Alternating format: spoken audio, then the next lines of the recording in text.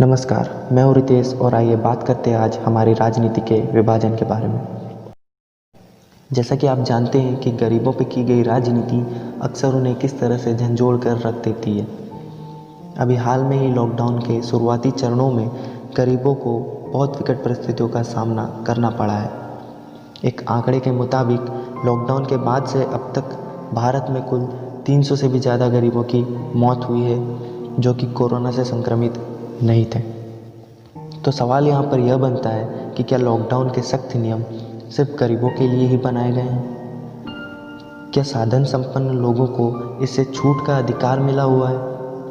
इस वीडियो में आज मैं इसी बात पर चर्चा करूँगा, तो वीडियो को स्किप ना करें और अंत तक ज़रूर देखें। अब आपको बताते हैं कि कैसे गुरुग्राम में एक मजदूर इस लॉकडाउन में इतना मजबूर और साधनहीन हो गया था कि उसे परिवार का पेट भरने के लिए केवल एक ही अंतिम सहारा दिखा, उसका मोबाइल। उसे बेचकर भी जब वो अपने परिवार का पेट नहीं भर पाया तो उसने आत्महत्या कर ली।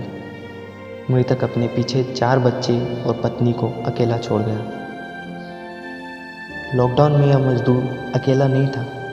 मुंबई के बांद्रा टर्मिनल पर उमड़े हजारों श्रमिक और सूरत की सड़कों पर घर जाने की मांग पर उतरे हजारों श्रमिक उस तस्वीर को बयां करते हैं कि कैसे इस ऐतिहासिक संकट के समय में देश का गरीब लाचार और बेबस है।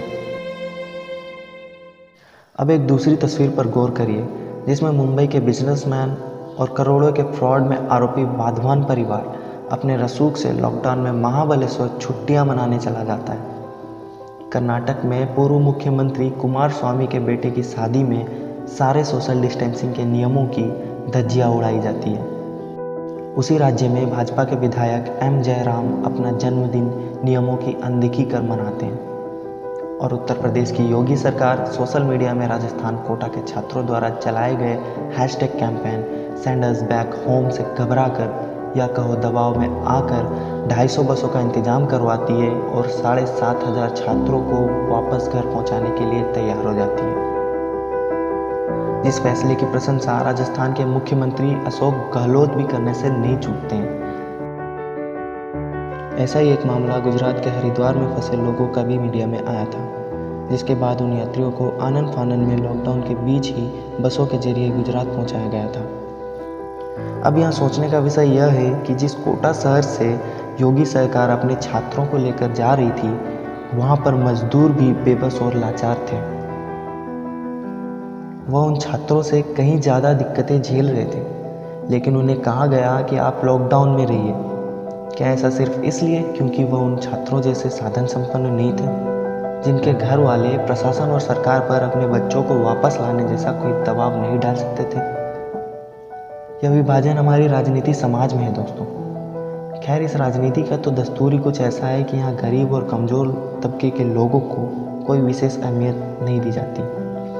परंतु ऐसा नहीं है कि गरीबों को यह भेदभाव नहीं दिख रहा था। वे भली भांति इससे परिचित हो चुके थे। वो तो बस इस बेबसी से यह देख रहे थे कि उनके साथ क्या हो रहा है, किसको सरकार घर पहुंचाने की व्यवस्था कर रही है, किसको नहीं। पर जब लोग संकट में हों तो सरकार को उनकी मदद करनी चाहिए थी, परंतु उल्टा सरकार ने उनकी जान खतरे में डाल दी और उन्हें लॉकडाउन के जरिए बंद कर दिया। सोचने वाली बात यह है कि आप इससे क्या प्राप्त कर रहे हैं? क्या ये लोग सोशल डिस्टेंसिंग मेंटेन कर पा रहे हैं? अरे ये तो एक छोटे से कमरे में कई लोगों के साथ रहते हैं, खाने पीने से लेकर हर ज़रूरी चीज़ों से लाचार हैं। गरीब तबके की तो मानो गरिमा ही खत्म कर दी गई है। बहुत बुरी स्थिति है जनाब अपने देश में इन गरीबों की। आपको वह तस्वीर भी तो याद होगी जिसमें 3-4 लाख श्रमिक लॉकडाउन के बीच दिल्ली के आनंद विहार पर इकट्ठा हो गए थे।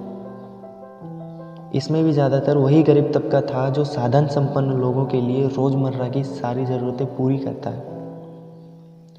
बढ़ते दबाव के बाद उत्तर प्रदेश की सरकार इन्हें बसों के जरिए उत्तर प्रदेश लेकर तो आई, लेकिन इनमें से भी ज़्यादातर लोगों को सीधे घर न पहुंचाकर क्वारंटाइन कर दिया गया।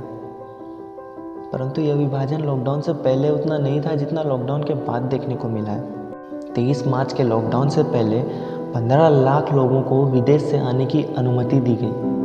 कई लोगों को तो सरकार खुद चार्टर प्लेन के जरिए भारत लेकर आई।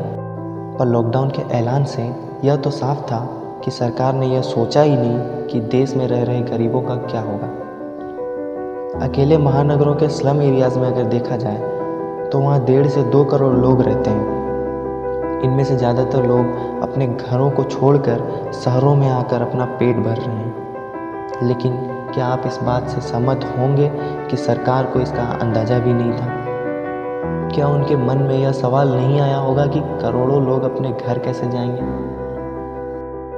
अब आप बांग्लादेश को ही देख लीजिए। बांग्लादेश जैसे छोटे देश ने भी लॉकडाउन से पहले 1 हफ्ते का समय दिया था, लेकिन हमने महज 4 घंटे में लॉकडाउन लागू कर दिया। इन सबसे साफ पता चलता है कि गरीबों की केवल बातों में ही परवाह है।